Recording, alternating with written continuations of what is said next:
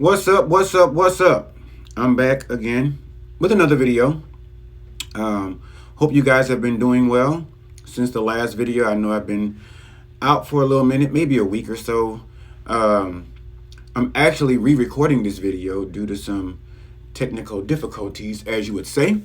So I'm re-recording the video. I hope you guys have been doing well. Um, of course, as you can see in the background, tonight's topic, Miss Janet D. Jackson. Um, I watched the documentary, both the first one and the second one, and I have to say they were really interesting, really informative. It debunked a lot of rumors that were put out about Janet Jackson over decades of her career in the beginning and kind of even almost up until now.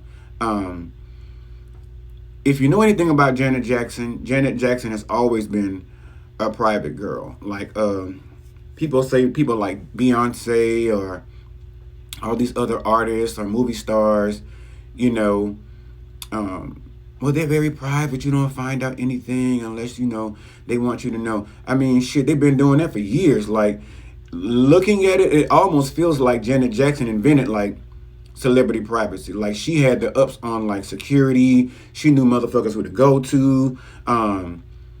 You know, how to get shit pulled from the blogs or keep it out of the blogs or out of the news or, just out of public sight.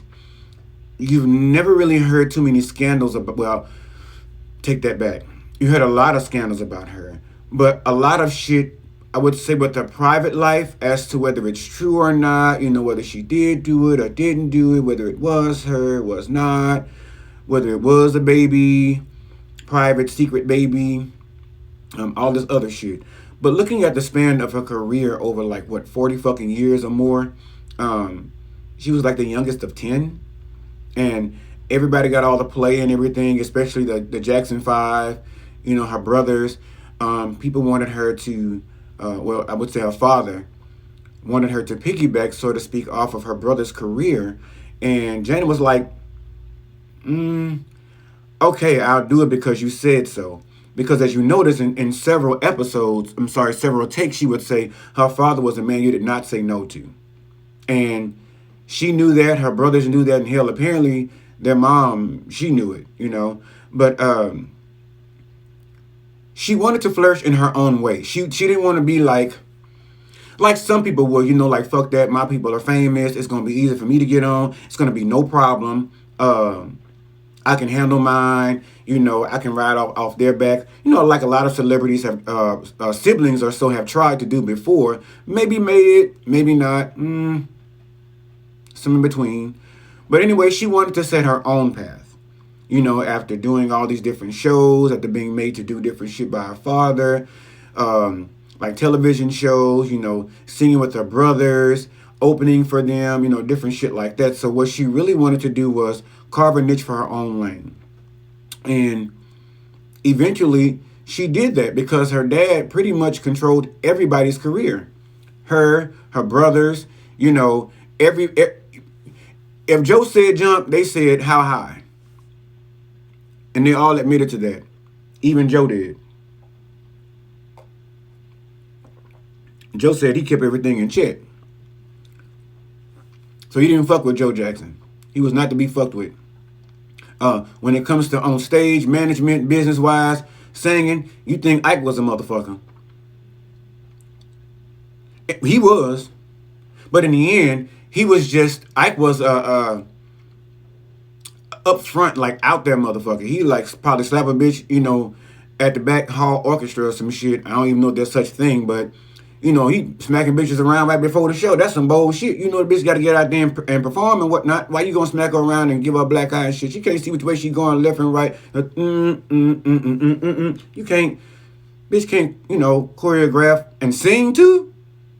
After you done smack the bitch across the face? No. But anyway, getting back to Joe Jackson, and Joe Jackson he ran shit with a tight ship.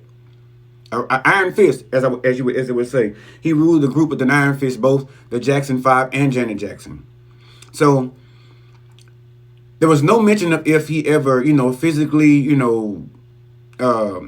got them in line or how he did it. He would say shit like he would cut allowances from Michael or make them take out the garbage and different shit like that. But according to Michael and the rest of them, like he whipped their ass. Like he whipped their ass. So, you know, and among other things. But anyway, getting back to Janet, she did not even want to be a fucking singer. And I'm cutting this all down because it's compressed into like 4 or 5 fucking hours. So don't expect me to have this video running for like an hour. It was a lot of information. You would have to go and watch this fucking documentary. It was really good. But she didn't even want to be a singer. But, you know, she kept at it because her father told her he saw a vision for her. It wasn't the same vision she saw because she had other intentions in mind. She wanted to go to college, you know, get a degree, you know, be that 9-to-5 bitch like some of the rest of us. And he was like, no, I've been that 9-to-5 bitch, and I can tell you it does not work out well. And he was like, I don't want that for my children. So, you know, fuck. I figure whatever Joe did, if my parents would have done the same shit, maybe we would have been, you know, a something 5 or 6 or whatever, fuck 88, because there's a lot of us. But anyway, who knows? But she did not want that career, but she did it anyway, you know. But she did realize there was some changes that had to be made. And one of the changes was, you know, she said, I wanted to do things my way, and I wanted to do things on my own terms. I wanted to, basically, she wanted to be her own person. She wanted to actually use her fucking brain instead of being roboted all the time by her dad. So she decided, well, like, you know what, fuck that. If you're going to make me keep doing this shit, there's about to be a line drawn, and the line drawn in the sand is you can't be my manager no more. Sorry, daddy, but your services are no longer needed.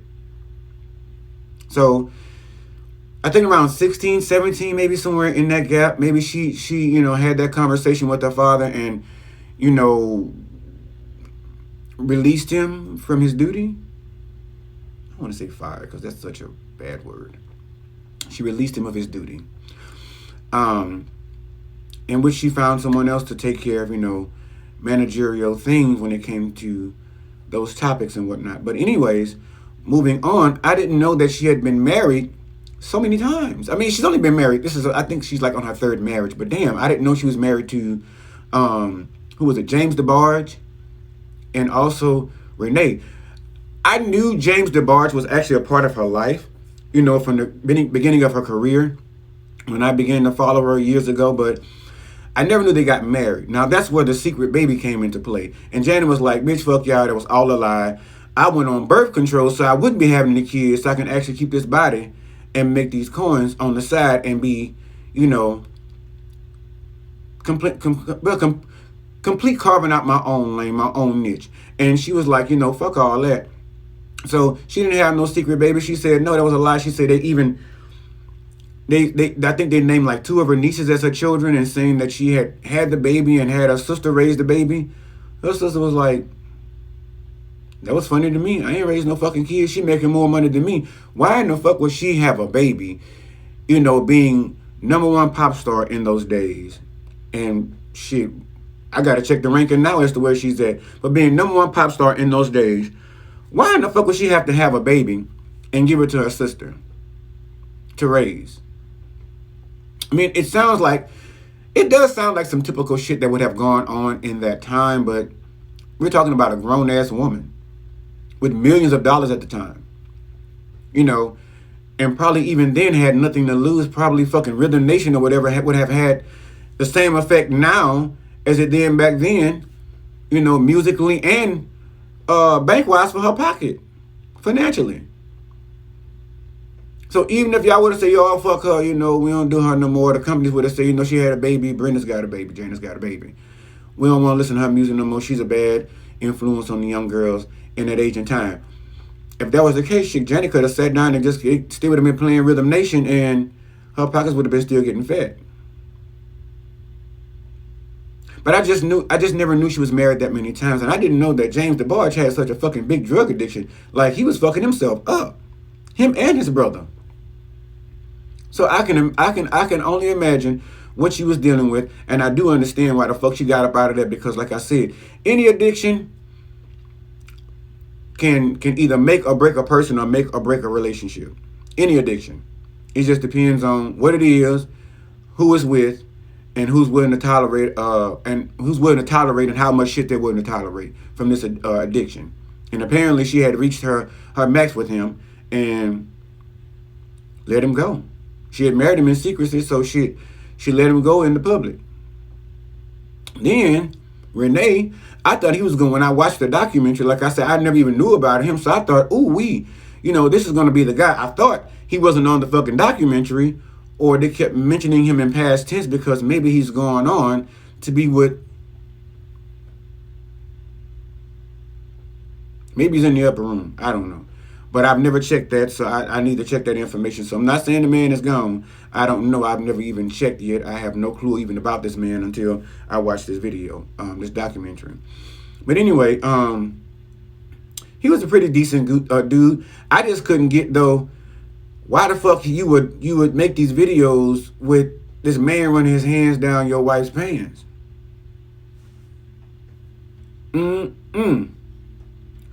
I mean, I'm going to just say this. I mean, I know, they try to change him into like this sex symbol, and some of the shit was her idea and his, but in the end, I'm like, fuck that, don't touch my candy. No, not like that. There's other ways we could be sexy without him putting this motherfucking hand up in your pants.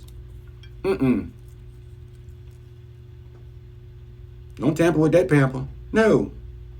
Leave that Huggies alone. Y'all can probably stand up against the wall and grind to some shit, and don't get too close, you know what I'm saying? But we're going to make this video, we're going to make it real hot and sexy. But he sat in the corner and he was actually producing that shit and calling it out. And standing right there on the side, and the look he would have or some shit like. And I'm thinking to myself, like, what the fuck is he thinking to himself? It's like, is he into some kinky shit, or is he thinking to himself, like, this better make us a lot of motherfucking money, because I'm really not usually up for this kind of shit, because that's probably what I would have been thinking if I'd even let that go down. But in the end, shit, he wound up on pills. Well, hell, maybe that's why he was on the pills, because he was trying to deal with the idea of some shit like that, trying to get the career off the ground, his career and both hers, and keep them afloat. Not get them off the ground, but keep, the momentum going. But maybe that's why he ended up on the fucking pills, because of you looking at that shit so much. I mean, when a person is, when they're yours and you're theirs, you know what I'm saying? You understand that. But it's just, I guess sometimes maybe the mental plays a little too much. I don't know. I just wouldn't do it. We would have had to find something else. But anyway, moving on. He too had an addiction with pills that she kept under wraps, from friends and family and all these other people. And come to find out, he was motherfucking cuckoo for Cocoa Puffs, running around with Captain Crunch, looking for Apple Jacks and shit, on them pills. And so, eventually, push came to shove, and she shoved his ass. She pushed and shoved his ass right out her motherfucking life. And again, to this day, I don't know where Renee is to this day. I'm going to do some research to find out where he is. But she went through a lot of shit in her life. After divorcing him, publicly again, and having to deal with that, then comes shit like they're making it competitive between her and her brother. Like, pop star, they came from the same family, so now they're going to put them against each other. Which is one of the worst things to do, and especially if you let them do that shit. And what she mentioned was Michael allowed it. So she had her own mind. She was like, the shit ain't going down here. You don't do that with family. So apparently, he sectioned himself off from the rest of the herd, dealing with other folk, that was probably working for him, his entourage. I don't know. She didn't mention, and I'm not going to assume, but other people. And everybody knows that Michael Jackson had Pepsi. He was one of the biggest, I think maybe one of the first big pop stars, that was an advocate or the face of Pepsi. Everybody knows that. We all remember when, he did the concert or some shit, and he was, doing the shit and bad. and his shit fucking around there was flammable and caught fire. And he went tumbling down the stairs and broke his crown and shit like that, and he got hospitalized and all that stuff. But he came back to fruition, came back to life, and began, entertaining the people again. And she mentioned, she felt the tension when she was getting ready for her first tour of Rhythm Nation, when she went to his tour, his first world tour, and saw all the motherfucking people up in there, and she was like, wow, this motherfucker really is bad. I see why they love him. And she was like, he gave them motherfuckers a good show, so I understand why y'all love him, but I just never knew it was this many people. And she was thinking to herself, like, damn, like, am I gonna get that kind of love? People don't fuck with me like that. I'm not gonna get that kind of love. But little did she know, as she said, she was riding up or whatever, coming to the situation to get ready for the people to go out there and give them a little boogie woogie, little 5, 4, 3, 2, 1 action. And she was trying to figure out where all this motherfucking traffic is, what's going on, where's all these people from, where are they going? And to her delight, and I'm pretty sure, her manager and everyone else, they weren't surprised, but she was. And in that aspect, you kind of would be too. I know I would be. You're going off on your own. This is your first tour. You've seen how your brother's shit turned out. Bitches are trying to pit you all against each other. And you really want to be your best, but you just don't expect the same kind of love that, your sibling got. But shit, people showed up and showed out. And it was one of the number one tour in the world or in the history, I think, to this day, going out on the road or whatever have you. So it was always Michael and Janet in the pop industry. But shit, I loved Janet more than Michael. Even though they, whisper, she whispering shit, Michael loud and she soft, she got to be soft and sexy. Michael could do both. That motherfucker he can go up in the studio and lay down the track from beginning to end, and then ask the people how was that when they did the Scream album. That's why, again, I could say I don't understand the separation, because with siblings, you had somebody else to call your sister to actually do a fucking album when they did Scream together. Why couldn't you just call your sister like y'all did in the room and sat and wrote the parts? You could have called your sister and been like, hey, look, I got this dope idea. You want to come over here? I come over there, whatever. We can link up and get this together. I mean, I would say FaceTime, but shit, it wasn't no FaceTime. It wasn't no FaceTime back then. They probably was it, but they wasn't going to let us have it. But anyway, I would have thought it would have been more seamless, more easy.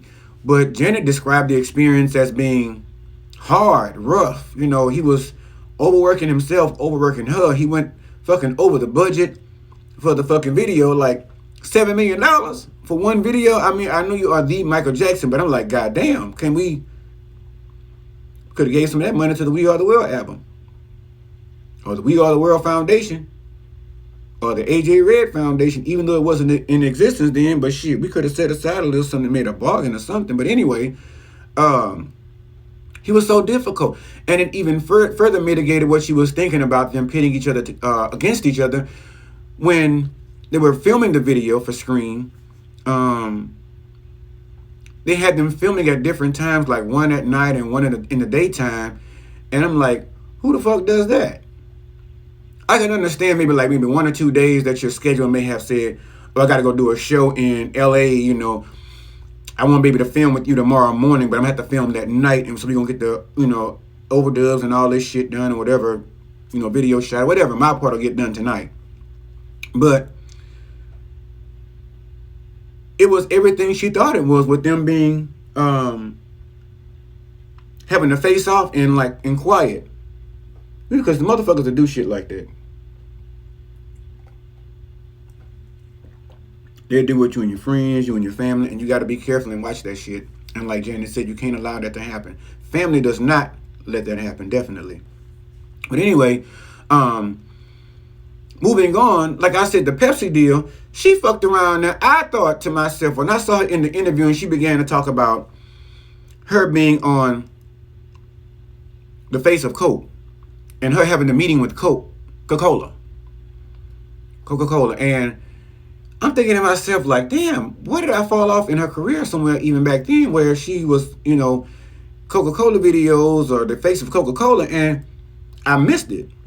Well, the hammer dropped in the second episode, the second edition of the documentary, when she said, by that time, I had sat down with Coca-Cola, talked to these people. It was a big motherfucking $1 billion deal, or million, multi-million, whatever the fuck it was. It was a big deal. It was a big move in her career as a young pop star at the height of her career, one of the heights of her career,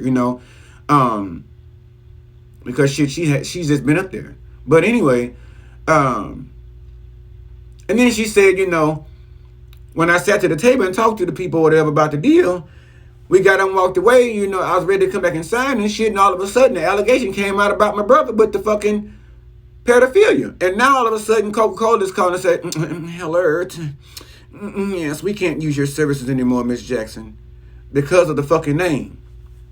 And the producer was like, why do you think that was? Do you think it was like because of the name? She was like, yeah, it has its perks and it also has its downfalls. And I guess she says, I guess it's guilty by association is what they would call it, right? So the fucked up part about it is you can write off somebody's name as long as they're in good status. But if they, fuck up in the slightest while you holding on to that name or even utilizing it, if it falters or breaks by any means, it's going to hurt you. Why? It's so fucked up though. It's really bad because she had nothing to do with that shit. She wasn't around here having allegations against her, but anything. So why is it that whatever was going on with her brother had to fall back on her? And another moment in her life where she mentioned she was really hurt. She was really hurt about how she was being treated. And again, not only am I having to live in my brother's shadows, but now I'm being shot down for different gigs that I qualify for, that I've worked for, that I've actually carved my own motherfucking lane out for. And now you're going to tell me you're going to take it all away from me because of something that's going on with my brother or my sibling or my friend. And like she said, true, guilty by association. It's like back in school, in elementary, when one of y'all started talking and like, be quiet, just be quiet unless we're going to miss recess. Okay, this bitch over here keeps running his or her motherfucking mouth while you sitting there being quiet trying to get to your little crossword puzzle for extra credit. So you can go outside and motherfucking frolic in the yard and hang on the jungle gym and the monkey bars and shit, and run freely. But this bitch over here talking and won't be quiet.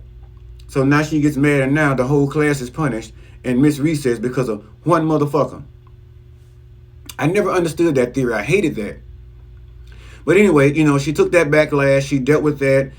She got over it. She kept her career moving. She never fucking gave up. Never gave up. And as far as allegations, addressing allegations, Jana was like, fuck y'all. I don't owe y'all no explanation. I'm out here making this money. I'm out here doing what I need to do. I'm out here pop locking, jigabooing, and all this other bullshit. I'm the one on stage making this money, not y'all. You bitches just finger popping and, rap tapping to the motherfucking beats. And I know y'all loving it because my sales is going up. Did you see my house? Have you seen my car? I don't want for shit. So she was like, I don't owe y'all any fucking explanation at all. But now she's decided to come out and give us, pretty much a tell-all part of her life. And for this lady to have gone through all this shit, not to mention losing her brother before losing her brother, in a sense. And I love my siblings. I'm like, I really love my siblings. And as close as we are, I want us to be closer. So I understand how she felt. But that shit could take a toll on a normal person. But if you're going to be a superhuman or a fucking super celebrity or a celebrity, you got to eat that shit up. And that's what she did all these years. She ate that shit up. She kept her mouth closed and she kept making her fucking money. And even to the fact of, like I said, her third marriage now, she's married to, I think, some billionaire. I can't recall the man's name, but Good looking guy, you know. They both got their own bread and shit, you know. That's where the baby comes in.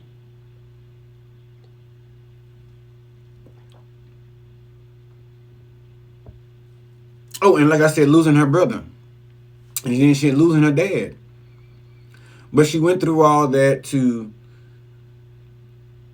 get to where she is today.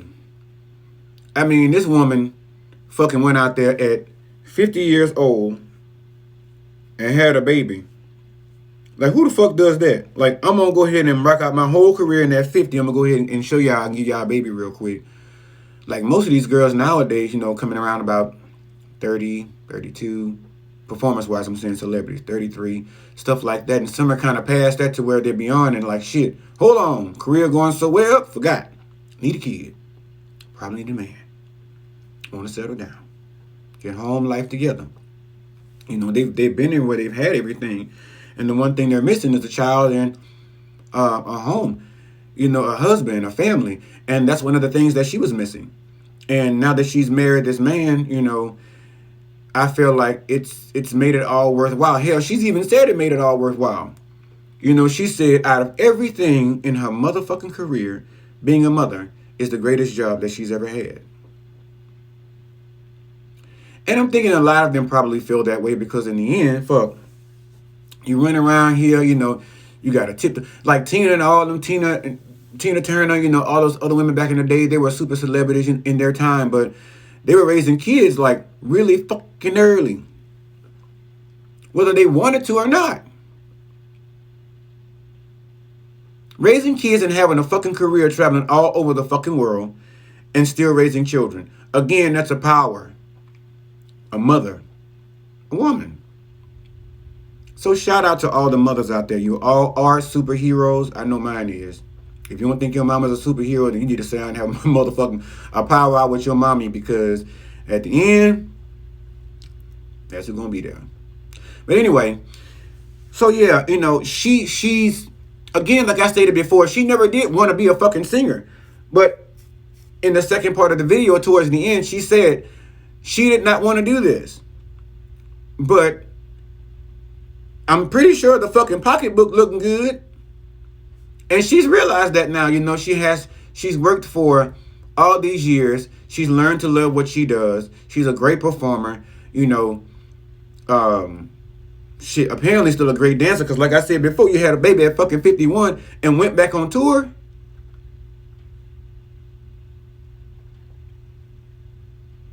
I'm like, shit, 51. If I would have had a career like Janet at 51, I'd have been like, fuck all y'all. Fuck all y'all. I'm done.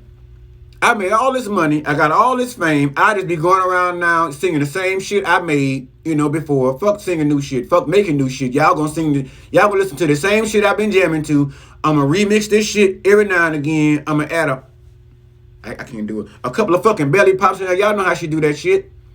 You know, and fucking around and dance for y'all. All the rest of them do it. You a fucking millionaire by that time. You've been in movies. You've been in fucking theater. You've been in the public eye ever since you were fucking like 9 or 10 years old. So at this point, your money has been made. What else do you need to work for? But she kept doing it because she found the love in it. And she knew it was entertaining to people. She had fans. She had family. She loved and that loved her. Still do to this day. You know, I can't say I'm a top 10 Janet Jackson fan, but I can say shit. I can say I follow maybe like 7. Yeah, 6, 7. And nothing personal. It's like, I love her music. It's like, stop whispering so fucking much. I need to hear what you're talking about. Your brother was singing lyrics, you know, shit like that. So I had to watch a video the other day that actually broke down all the lyrics of Michael Jackson's songs, and they actually made real fucking sense. But everybody let the beat take them away and didn't hear a fucking thing the man was saying. Just like her, she speak up. Shit, speak up so we can hear what you're saying about. But no, she made a great fucking career for herself, and she's happy that she's done it. She's gone through a lot, in her words. You know, she's been through a lot, but she's gained a lot. You know, knowledge, wealth, family, experience, all that shit. Her resume runs long as a motherfucker. So, in the end, I'm going to say this. Like I said, I wasn't going to be very long because it's very lengthy. Both videos, you know, the documentary for Janet Jackson, they are like an hour and a half, damn near 2 hours, something like that. So, I'm going off shit that I watched and seen and trying to remember this fucking movie.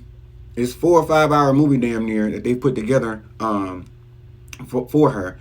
But she said it was time to go ahead and talk about it. So she said, if y'all ready to hear it, here you go. Fuck it. You know. But again, she addressed a lot of the allegations.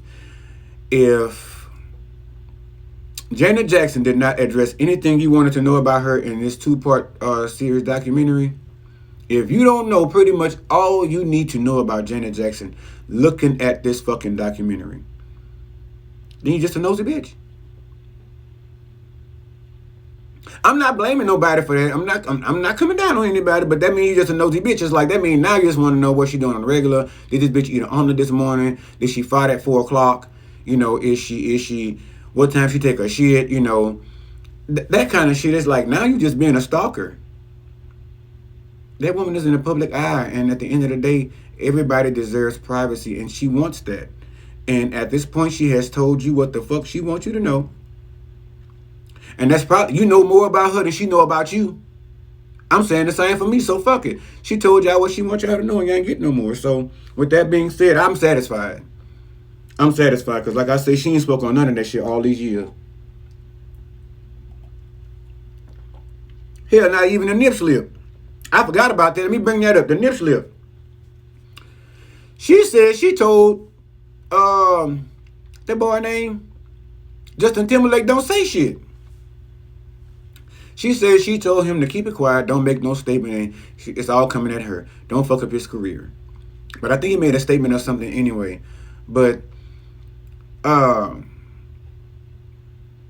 need to let Janet Jackson and Justin Timberlake redo that Super Bowl thing. I thought y'all was gonna do it for this Super Bowl, but y'all got another lineup. I'm not even gonna speak on that until I see it, because I've actually seen the people that are lined up for the halftime show. So I'm not even gonna talk about that shit until I actually watch it. But anyway, y'all need to get Janet and Justin back up in there to do this shit again. So it was good. You know, it just ended wrong. The whole performance was fucking fire. But I need a redo. And I need a redo to be done with all titties kept in. We need to double stitch this suit. Everybody's clothes. We don't need no more wardrobe malfunction. That's what Justin Timberlake called that shit. We don't need no more of them. So we need to make sure that everybody's double stitched, double breast stitched it. Double breast stitched it. Double breast stitched it. In your clothing. From your rudder to your tutor. Even your shoes.